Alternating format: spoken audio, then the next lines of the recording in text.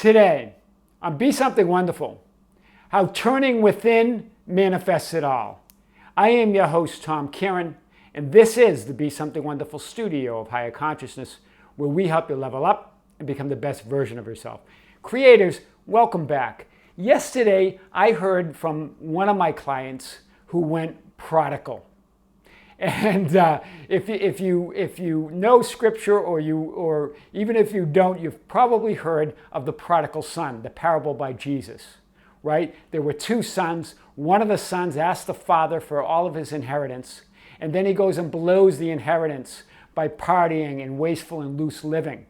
And then he returns to his father after experiencing all the suffering, after running out of money, after going hungry. He finally returns to his father with his hat in hand saying, you know, I've made a mistake, I've sinned, I'm not worthy of you. And his father embraces him and says, and celebrates his return and loves him, right? And then the other son, the older son, gets jealous and angry and says, Father, I've always been with you. And yet for my brother who left and squanders his inheritance, you celebrate him, you give him the robe, the ring.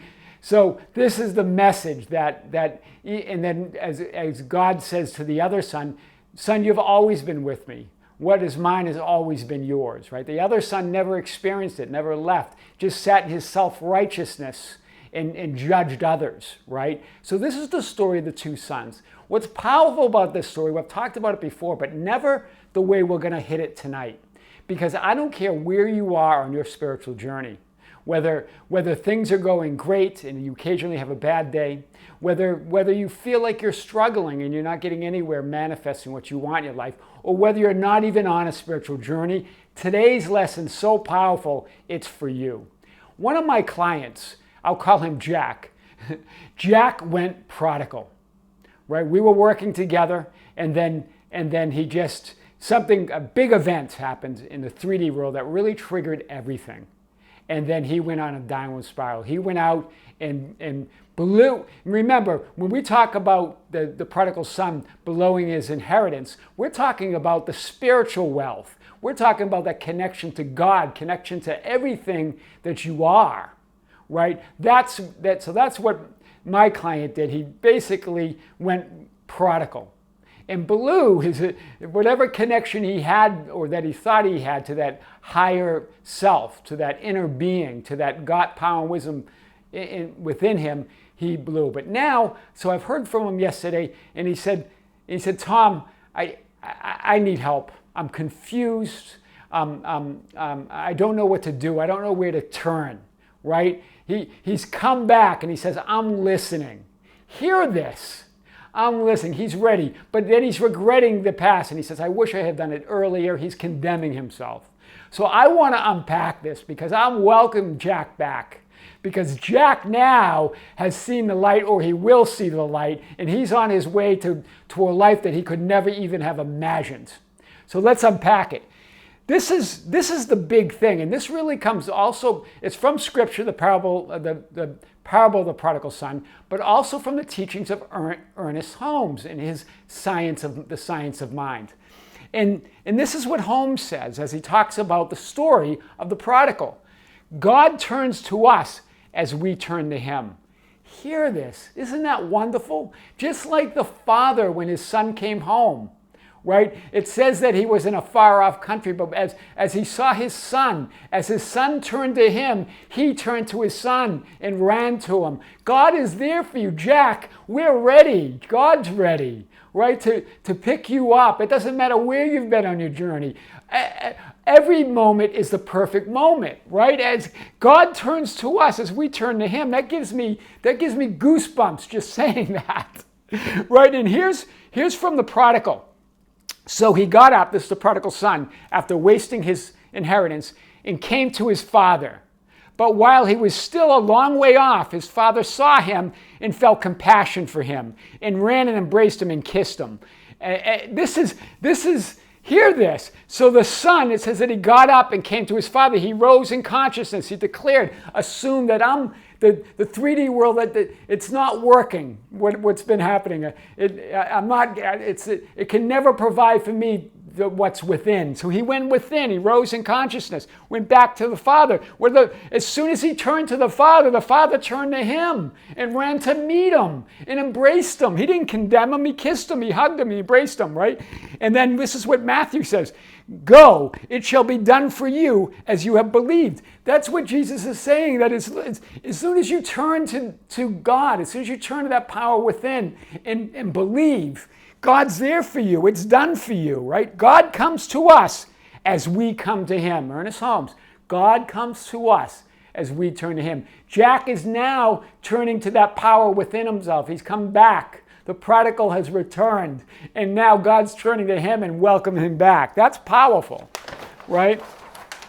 And this is what the prodigal now coming back to his father, he goes, Father, I have sinned against heaven and in your sight.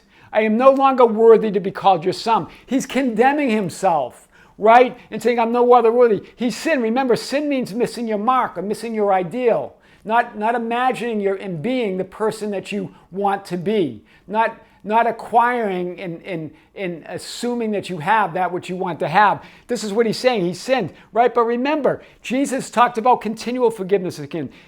When Peter turned to him and said, Father, how long should I forgive my brother who has sinned against me? Jesus, 7 times? And Jesus said, no, I didn't say 7. I said 70 times 7. Continual forgiveness. God's always there with you, right? God doesn't condemn you because he never judges you. But also remember, you are God. God's within you. So don't condemn yourself. No one's condemning you. This is big. It doesn't matter where you've been. It's perfect. You've returned, right? God didn't answer his... And here's the big thing. Here's what's noticeable. This is cool. In the parable, in the prodigal. In the parable of the prodigal, God never answers. When the son says this, God never answers that. God never looks at the sin. Right? God disregarded what his son said about sinning. And God did not answer his son when he talked about being a sinner. This is what Ernest Holmes says. Why? Because God knows no sin. If God knew sin, if God knew there was sin, then how can God becomes what he knows? Hear this.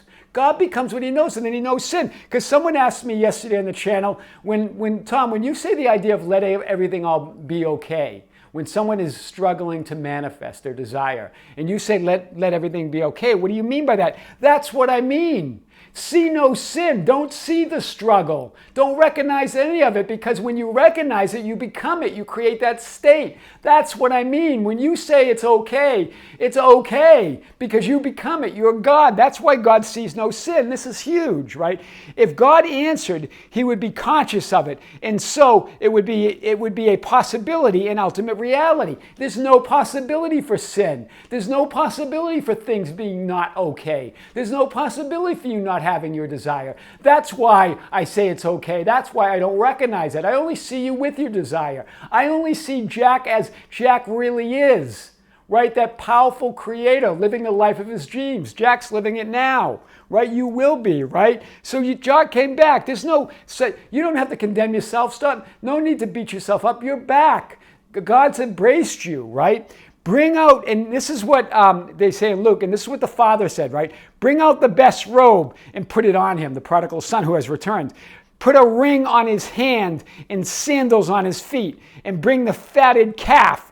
Let us eat and celebrate. So he's saying, bring out the best robe, right? The robe that's seamless, meaning it's seamless, it's perfect, it's perfection, it's whole, right? Put a ring on his finger. A ring represents wholeness and completeness, right? Sandals on his feet because he's no longer in poverty, right? He's no longer in spiritual poverty, right? If you're walking without shoes or sandals, you're in poverty, right? This is what the Bible's getting at here. And then bring the fattened calf. Bring the fattened calf. Bring the abundance and shower it on to the son. He's back. Wow.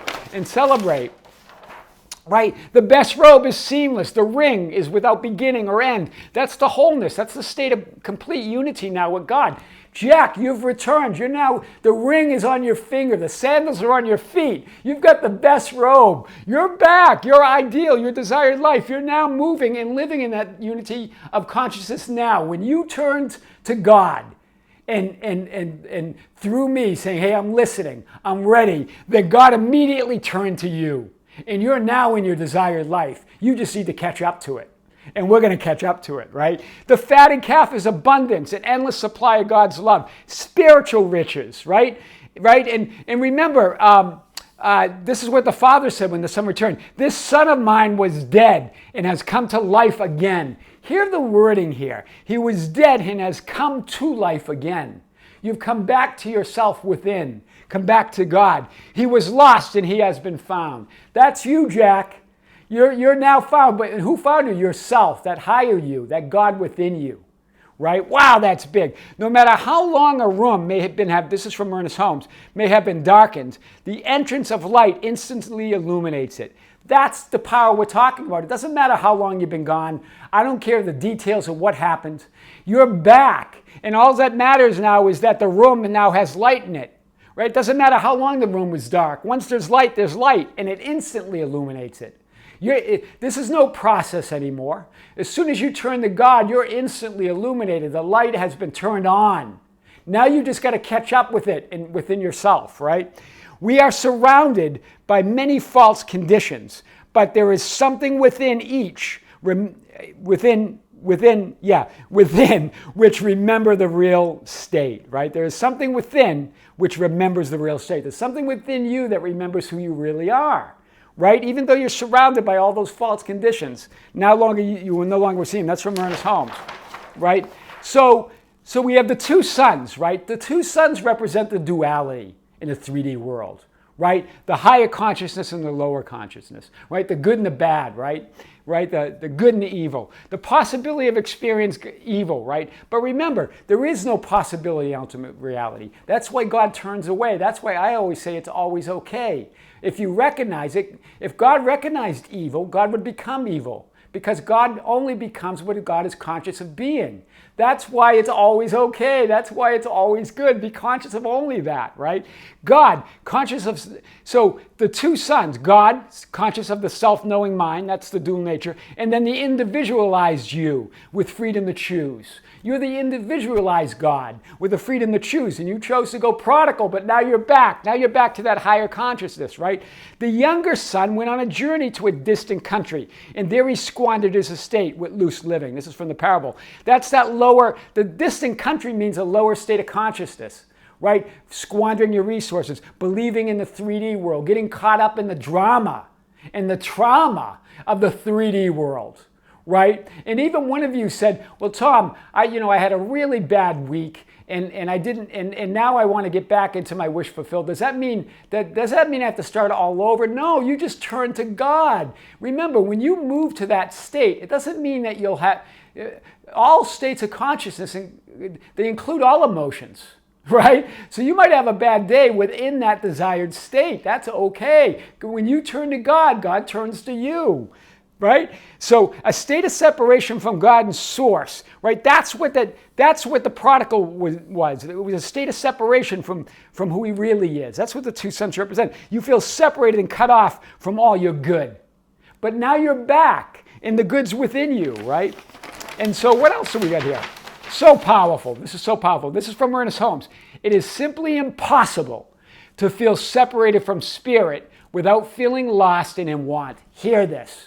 So Jack said, Jack's indicating that he was lost, that he wants change, that he wants to be different, that he has to believe now. He squandered all of his spiritual poverty, but you know what? You never really did because it's within you. You only can think that you squandered your spiritual poverty, right? So without feeling lost and in want, that's what Ernest Holmes says, right? And this is what my client said. I'm so conflicted. The non-belief and not trusting that anything can happen, always just hoping. This is what Jack feels like, but he now has returned. That's going away. That as soon as that light turns on, the darkness, it doesn't matter how long the room's been in the dark. It's light now. Who cares? The light's on. Why are you still thinking about the room when it was dark? And no one cares. You ought not to either. God's with you. God loves you. Right? That's big. So now when he had spent everything, a severe famine occurred and he began to feel impoverished. This is what the prodigal son, so he was spiritually impoverished, cut off from source. He hired himself out to one of the citizens of the country to feed swine. Right? The low of the low, he hit rock bottom. Right? The pigs were eating better than him. Right? He was feeding the pigs. And when it says citizens of that country, meaning he accepted, he started looking for the power outside himself. That's what that's saying. Hired himself out to one of the citizens of the country. That's you in the 3D world looking for that power, looking for the solution in the 3D world, and it's not there. Why? Looking outside of yourself and God. And this is what it said in the prodigal. No one was giving him anything. He was starving. He was feeding the pigs, but he couldn't eat what the pigs were eating. They wouldn't give it to him. No one was giving him anything. The 3D world can't give you anything. That's the message. It's all within. Wow. Wow, wow, wow. Exciting. So then we have the other son. Right? The son had stayed with the father, but sat in his self-righteousness, in his anger, in his judging of others, right? That's the other state that we can be in. But he became angry and was not willing to go in. This is when he heard that they were having a party for the prodigal who came home, the younger son. The older son became angry, he's not willing to go in. That was you, Jack, when you were angry with things in the 3D world. You wanted to vent. You wanted to shout. You wanted to struggle and strive against that 3D world to change it. This is the older son, right? He was puffed up with self-righteousness. This is what Ernest Holmes says, puffed up. Jack, you were puffed up.